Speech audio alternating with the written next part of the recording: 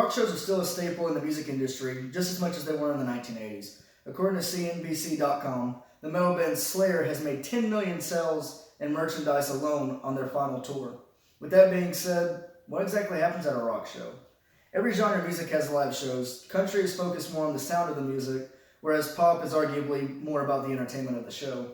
In the past 5 years alone, I've attended countless rock shows for all different types of bands. It is important to note that a rock concert is very organized from the pre-concert phase all the way to the end of the concert. With that being said, let's look at how most people start a concert: tailgating. Think of this as a bunch of people before the show hanging out either in line or at the gate or even in the parking lot. To start things off, it's important to note that people get to these rock shows early, sometimes just for the pre-concert conversations. The people who are at these events clearly have common interests and have no problem discussing with one another. A great example of this was whenever I was at a Marilyn Manson concert. I was talking to a guy who was dressed very provocatively. He had on some fishnets and a mini skirt. Whenever I asked what he did, he mentioned that he's an attorney down in Alabama, and this is his one chance to be, quote, weird. Most of the time, people who pre-concert together end up inside the venue next to one another, furthering their bond. With that being said, let's look at how the actual concert works. It's people in line before the show. And then that is a mosh pit. At the beginning of the concert, the rules change entirely. There are certain do's and don'ts, whether it's for enjoyment or for safety. To start things off, once the music starts, the people close to you look after one another, strangers or not.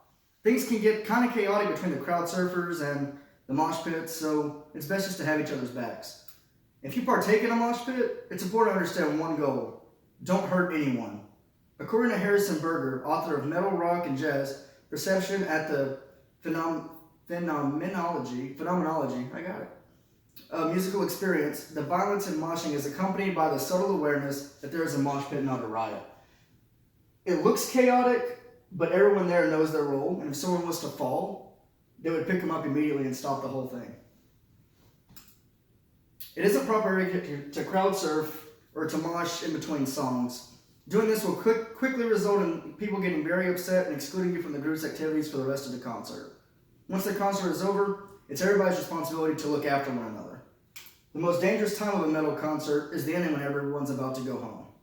Because people often consume a lot of alcohol at these concerts, it is important for sober people to ensure the safety of the non-sober people. At this point, it's priority number one. According to the National Highway Traffic Safety Administration, in 2017 alone, there were 10,874 deaths due to alcohol and drunk driving crashes in the United States. If we think someone is incapable of driving, we will call an Uber or even offer to drive them back to their hotel. In 2015, there were 2 boys who disappeared after a metal show in Oklahoma. According to Tulsa World, a newspaper out of Tulsa, Oklahoma, they were found 16 days later in a nearby lake. While their death was not alcohol related, it's important to note that metal bands such as Rob Zombie and Disturbed made a big impact looking for them.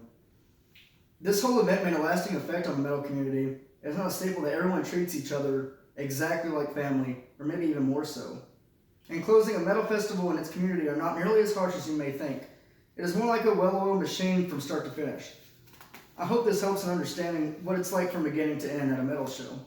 While we all have different tastes in music, we should take into consideration the importance and emotional connection that we all have to our own individual tastes.